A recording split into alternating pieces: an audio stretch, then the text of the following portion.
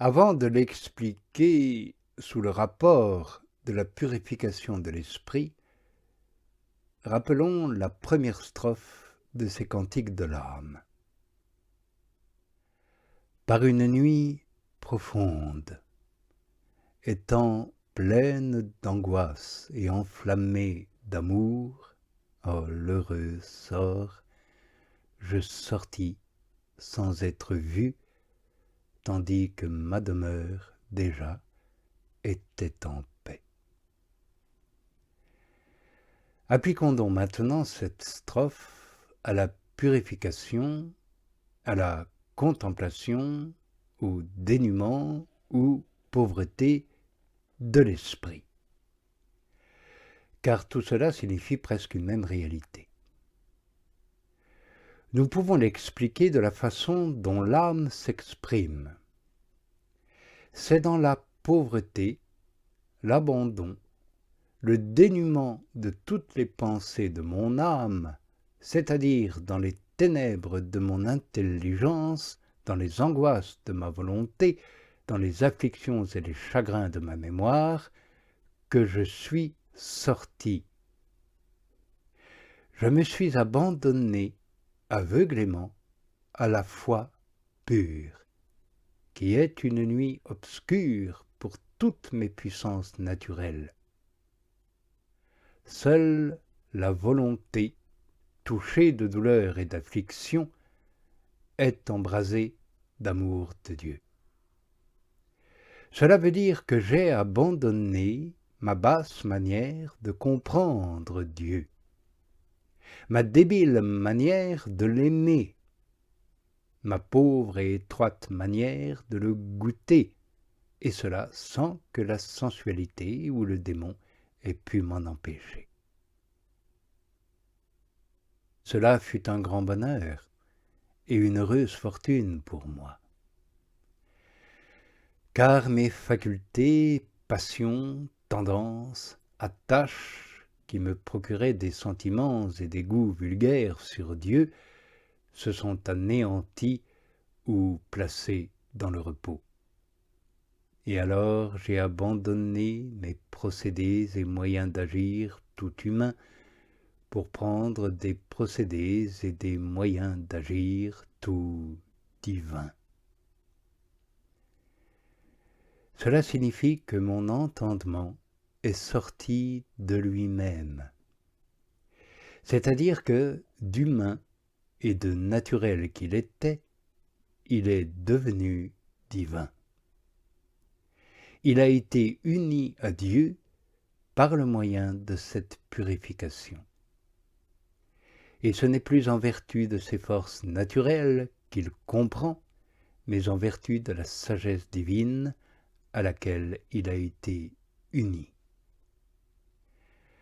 Ma volonté également est sortie d'elle-même en se faisant toute divine, car unie à l'amour divin, elle n'aime plus désormais d'une manière basse, par ses forces naturelles, mais avec la force et la vertu de l'Esprit Saint en personne. Voilà pourquoi elle n'agit plus d'une manière humaine à l'égard de Dieu. Et il faut en dire tout autant de la mémoire, dont tous les souvenirs se sont changés en pensées éternelles de gloire. Enfin, toutes les forces et toutes les affections de l'âme, en passant par cette nuit et cette purification du vieil homme, se sont renouvelées dans les perfections et les délices de la divinité. Voilà donc le premier vers appliqué à la nuit obscure non plus des sens, mais de l'esprit par une nuit profonde. Cette nuit profonde, obscure, est une influence de Dieu dans l'âme qui la purifie de ses ignorances et de ses imperfections habituelles, aussi bien naturelles que spirituelles. Les contemplatifs l'appellent contemplation infuse ou un terme plus savant, théologie mystique. C'est là, dans le secret, que Dieu instruit l'âme et lui apprend la perfection de l'amour, sans qu'elle-même y coopère ou comprenne de quelle sorte est cette contemplation infuse. En tant qu'elle est sagesse de Dieu pleine d'amour, Dieu en produit les effets principaux dans l'âme, car il la dispose à l'union d'amour avec lui en la purifiant et en l'éclairant. Ainsi, c'est la même sagesse pleine d'amour qui purifie les esprits bienheureux en les éclairant et qui purifie l'âme ici-bas en l'illuminant. Mais, me dira-t-on, s'il en est ainsi, pourquoi cette lumière divine, qui, d'après nous, éclaire l'âme et la purifie de ses ignorances, est-elle appelée par l'âme une nuit obscure et est-elle si douloureuse? À cela, on répond que c'est pour deux motifs que cette divine sagesse non seulement est pour l'âme une nuit pleine de ténèbres, mais encore une peine pleine de tourments.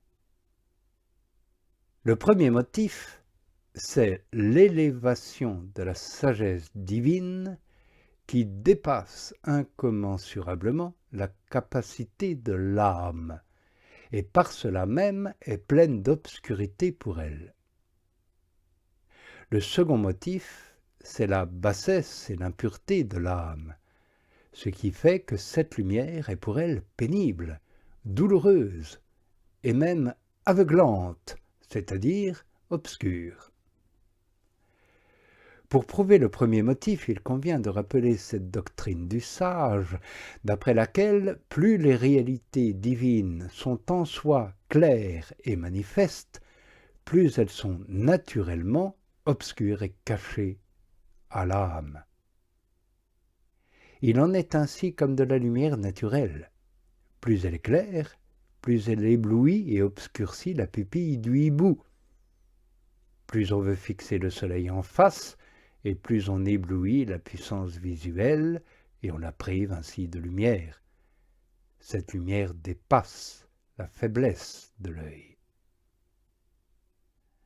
De même, quand cette divine lumière de la contemplation investit l'âme qui n'est pas encore complètement transformée, elle produit en elle des ténèbres spirituelles, parce que non seulement elle la dépasse, mais parce qu'elle la prive de son intelligence naturelle et donc en obscurcit l'acte.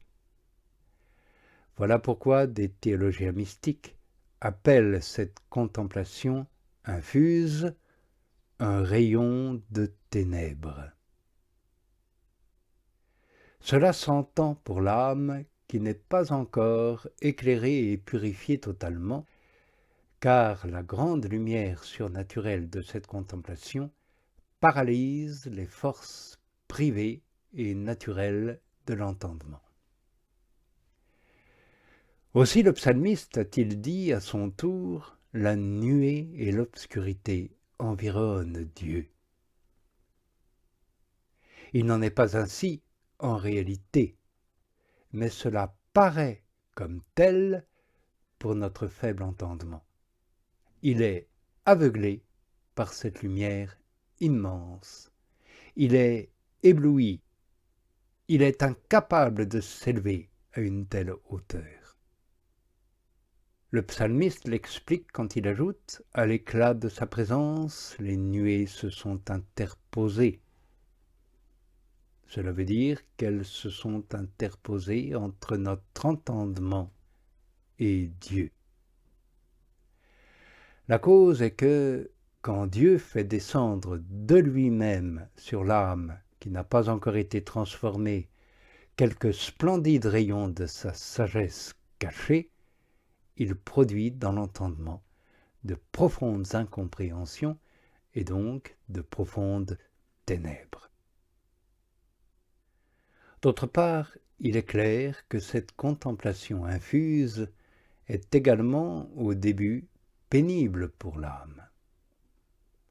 Comme en effet cette contemplation divine infuse renferme une foule de biens d'une excellence extrême et que l'âme qui le reçoit, n'étant pas encore purifiée, est remplie d'une foule de misères très grandes, il s'ensuit que ces deux contraires ne peuvent pas subsister dans le même sujet qui est l'âme, et nécessairement l'âme doit peiner et être tourmentée, car elle est le champ de combat où ces deux contraires vont lutter l'une contre l'autre, dès lors que la contemplation va la purifier de ses imperfections.